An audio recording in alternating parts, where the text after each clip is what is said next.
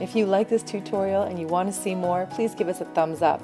And if you're getting piles of artwork because of all this awesomeness, then you've got an app for that. It's called Artebula, and you can find it for free on the App Store and Google Play Store.